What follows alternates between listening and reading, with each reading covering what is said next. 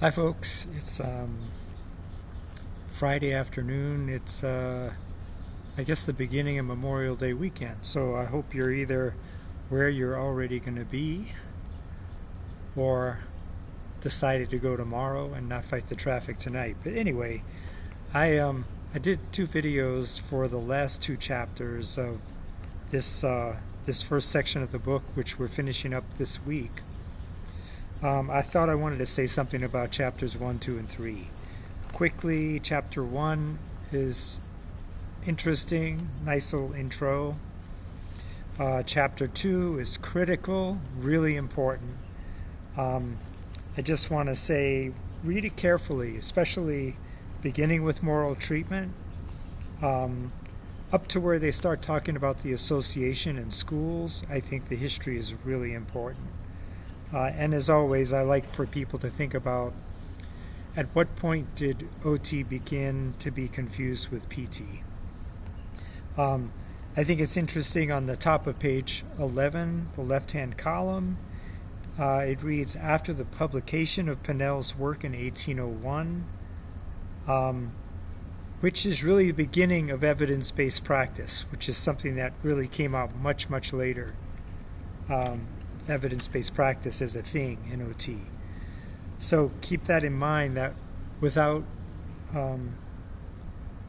Pinnell publishing his work, we might have never really caught on with moral treatment and the work cure. So it's a good thing that people, even back then in the 1800s, were writing things down and publishing them. I think the really important people to pay attention to are Tuke and Pinnell. Also Herbert Hall. Definitely George Barton. And then Thomas Gittner, I would look at that. And then Adolf Meyer, of course, because of the philosophy, our philosophical base. And then it goes through some time periods in history and how those influenced us. On page 19, the mention of the Educational for All Handicapped Children, Handicapped Infants and Toddlers Act, and the Technology-Related Assistance for Individuals with Disabilities Act. Really, those are really important pieces of legislation. And I think those are positive forces that downplay OT for strictly physical disability, and they really elevate OT for more important and context-based, community-based practice. Those are on page 19 in the right-hand column. Some interesting things to finish up the chapter. But chapter 3, which goes into philosophical base, I think it's important to study figure 3.1. I mean, our midterm and final are open book, but I think it's really important to be very familiar with what's in the book and where you can find it in the book.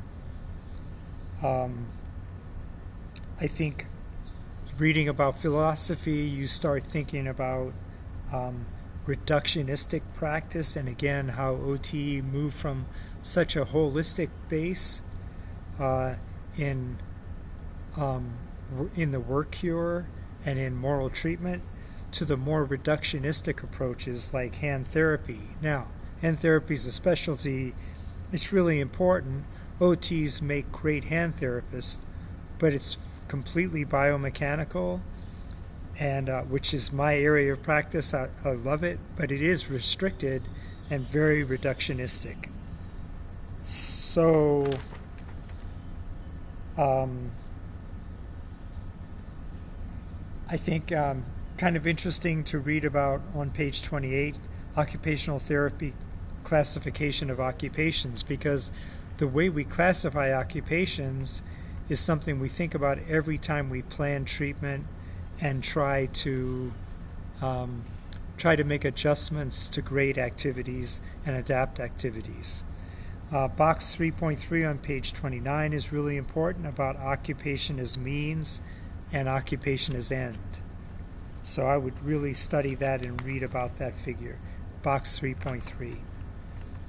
And then as you read through any of this, kind of pay attention to when the book is providing context.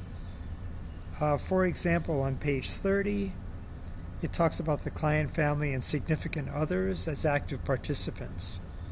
It says the client is actively involved not only in the modality or the treatment itself, but also in identifying personal goals, preferences for intervention.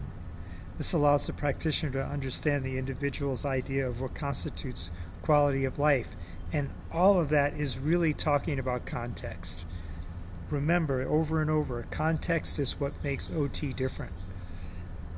So as you're reading, think about, oh yeah, well there's more context for us to keep in mind for therapy. So I think that brings us to chapter 4, which I already commented on. Current issues in emerging practice.